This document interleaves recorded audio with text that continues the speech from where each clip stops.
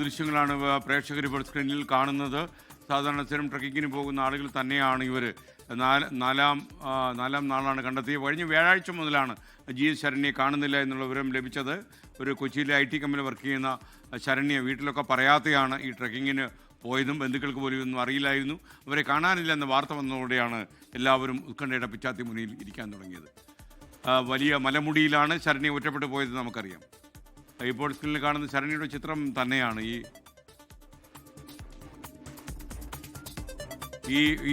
ശരിക്കും ഈ കൂടെയുള്ള ശരണ്യയുടെ കൂടെ ഇപ്പോൾ നമ്മൾ കാണുന്ന 4 അംഗ സംഘമാണ് ശരണ്യെ കണ്ടെത്തിയ വിവരം ആദ്യം അറിയിക്കുന്നത്. സുഹൈൽ മുഹമ്മദ് കൂടുതൽ വിശദാംശങ്ങൾ നൽകാൻ നമുക്കൊപ്പം ചേരുന്നു. പറയൂ സുഹൈൽ.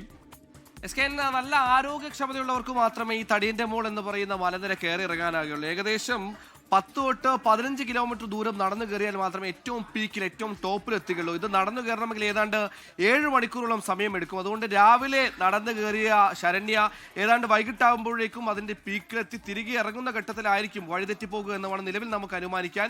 ഈ പറയുന്ന തടിയന്റെ മോൾ എന്ന് പറയുന്ന മലനിരയെ നമുക്ക് 3ആയി വീതിക്കാം. ആദ്യത്തെ ഒരു 5 കിലോമീറ്റർ നല്ല പച്ചപ്പുള്ള നല്ല വളരെ നമ്മളുടെയൊക്കെ കയ്യെത്തും ദൂരത്ത് മാത്രം ഒതുങ്ങുന്ന മരങ്ങളൊക്കെയുള്ള വളരെ സുന്ദരമായ ഇടമാണ്. അത് പിന്നെ മുകളിലോട്ട് കയറുമ്പോൾ വളരെ നിബിഡമാകും, ഭയങ്കര ഹൈറ്റുള്ള മരങ്ങളാകും. പിന്നെ ഒരു 3-4 കിലോമീറ്റർ കയറി കഴിഞ്ഞാൽ ഭയങ്കര റോക്കിയാണ്, ഭയങ്കര പാറ നിറഞ്ഞൊരു പാത്തായിരിക്കും, വഴിയായിരിക്കും. ഇങ്ങനെയാണ് ഇതിൻ്റെ ഒരു ഘടന. അതുകൊണ്ട് എവിടെ നിന്നാണ് ശരണ്യ മിസ്സായെന്ന കാര്യത്തിൽ നമുക്ക് ഇപ്പോൾ നിലവിൽ വിവരമില്ല. എന്തായാലും എവിടെയാണെങ്കിലും ശരണ്യയ്ക്ക് ഒരു അഭയം കിട്ടുന്ന തരത്തിൽ ഈ പറഞ്ഞ ഭക്ഷണവും വെള്ളമൊക്കെ കിട്ടുന്ന തരത്തിൽ എന്തെങ്കിലും ഒന്ന് ലഭിച്ചിട്ടുണ്ടാകും. കാരണം ചെറു അരുവികളൊക്കെയുള്ള മലനിരയാണ്. ഈ 4 ദിവസം ഇത്തരത്തിൽ ഒറ്റപ്പെട്ടു പോയാലും ജീവിക്കാൻ മനുഷ്യനെ സംബന്ധിച്ചിടത്തോളം വെള്ളവും ഭക്ഷണവും വേണം. ആ കാര്യത്തിലൊക്കെ നമുക്കൊരു കൗതുകം കൂടി ഘട്ടത്തിലുണ്ട്. എങ്ങനെയാണ് ശരണ്യ 4 ദിവസം അതിജീവിച്ചത്? നിലവിൽ ടെറൈൻ മനസ്സിലാക്കുമ്പോൾ ആവശ്യത്തിന് കയ്യെത്തും ദൂരത്ത് പറിച്ച് കഴിക്കാൻ പറ്റുന്ന ഈ ഫ്രൂട്ട്സും അത്തരത്തിലുള്ള ഭക്ഷണ പദാർത്ഥങ്ങളൊക്കെയുള്ള മലയാണ്. അതുപോലെ തന്നെ അരുവികളുള്ള തോടുകളുള്ള ഇടം കൂടിയാണ്. അപ്പോൾ ഇതെല്ലാം ഈ പറഞ്ഞ ശരണ്യ അതിജീവനത്തിനൊരു കാരണമായി, ശരണ്യയെ ഉത്തേജിപ്പിക്കാൻ, ശരണ്യെ വീണു പോകാതിരിക്കാൻ കരുത്തായി എന്ന കാര്യത്തിൽ സംശയമില്ല.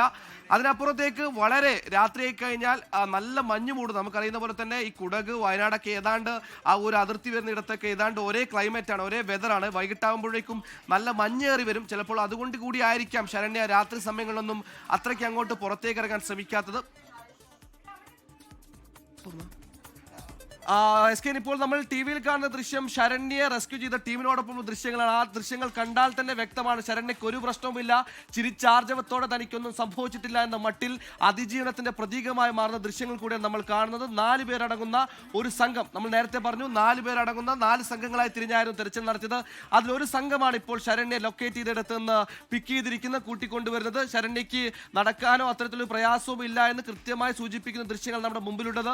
ശരണ്യ വളരെ ഉത്സാഹത്തോടെ ആരോഗ്യത്തോടു കൂടി നിവർന്നു നിൽക്കുന്ന ചിത്രം. ഇതൊരു പ്രതീകം കൂടിയാണ്, അതിജീവനത്തിന്റെ പ്രതീകം, ആത്മധൈര്യത്തിന്റെ പ്രതീകം, ഒപ്പം ഏത് പ്രതിസന്ധി മറികടന്നും പുറത്തേക്ക് എത്താനാകുമെന്ന ശക്തിയുടെ പ്രതീക്ഷയുടെ പ്രതീകം കൂടിയായി ശരണ്യ ഈ ഘട്ടത്തിൽ മാറുന്നു. ശരണ്യ റെസ്ക്യൂ ചെയ്ത ദൃശ്യങ്ങളാണ് പ്രേക്ഷകർ TV സ്ക്രീനിൽ കാണുന്നത്. ആ ദൃശ്യങ്ങൾ ഒരു കാര്യം വ്യക്തമാണ്, ശരണ്യക്കൊരു പോറൽ പോലും ഏറ്റിട്ടില്ല. ശരണ്യ വളരെ വേഗത്തിൽ തന്നെ ശരണ്യെ കാത്തിരിക്കുന്നിടത്തേക്ക് ഫോറസ്റ്റ് ചെക്ക് പോസ്റ്റിലേക്ക് വരും. അത് തന്നെയാണ് നമ്മുടെ പ്രതിനിധി കാളിദാസ് ദേവത്ത് അടക്കമുള്ള കാത്തിരിക്കുന്നത്. ശരണ്യെ ജീപ്പിൽ ഫോറസ്റ്റ് ചെക്ക് പോസ്റ്റ്